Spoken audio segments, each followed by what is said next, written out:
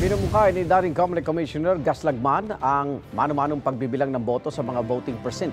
Sabi ni Comelec Chairman George Garcia, kailangan ng batas para riyan. Sinimulan namang ipamahagi na ng Comelec ang Voters Information Sheet. Yan ang unang balita ni Sandra Aguinaldo. Sa Barangay 70 sa Pasay City, kasama si Comelec Chairman George Erwin Garcia at 3 commissioners ng Comelec sa pamamahagi ng Voters Information Sheet o VIS. 4 na pahinang papel kung saan makikita ang pangalan, address at presinto ng botante. May ilang instruction din sa pagboto at listahan ng mga kandidato. Napaka-importante ito sapagkat hindi lahat may access sa internet o kahit sila ay mga malalayo mga barangay, madararating at mararating sila nitong Voters Information Sheet. 68 million na registered voters sa buong bansa ang makatatanggap nito. Minarapat daw ng Comelec na gawing personal ang pamamahagi dahil mas mura at mas mabilis kesa kung by mail. Kailangan ding pumirma ang botante o kinatawan nito bilang katibayan na na-deliver ang VIS. Again, huwag niyo pong paghinalaan kung bakit kayo pinapipirma sapagkat yung pong kadahilanan sa pagpapapirma ay dahil ebidensya yon na kayo ay tumanggap na ng Voters Information Sheet. Yung aming mga tauhan, meron silang ID. Malaking bagay po ito sa akin kasi guide po ito para maayos ko po ang aking pagpunta sa presinto. Malaking guide po ito.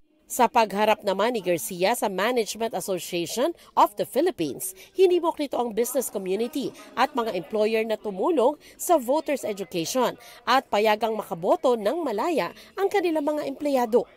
We have to ensure that people will still and continue to trust our electoral process and system. And the only way to do that is voters education. We should not let a single child, a Filipino child, to grow up and say, bibilhin lang naman ang boto ko. Bebenta ko na lang.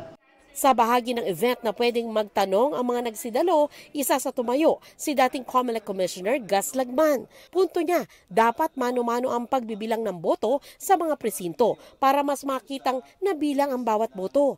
Sagot ni Garcia, kailangan ng batas para rito. The counting at the precincts, which is the most crucial, is not witnessed by the voters.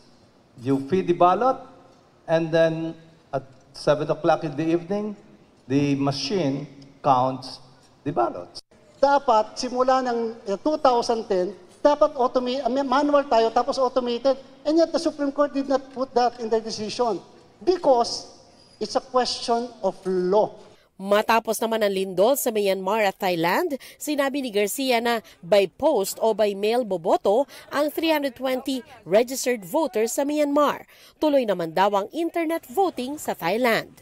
Ito ang unang balita. Sandra Aguinaldo para sa GMA Integrated News.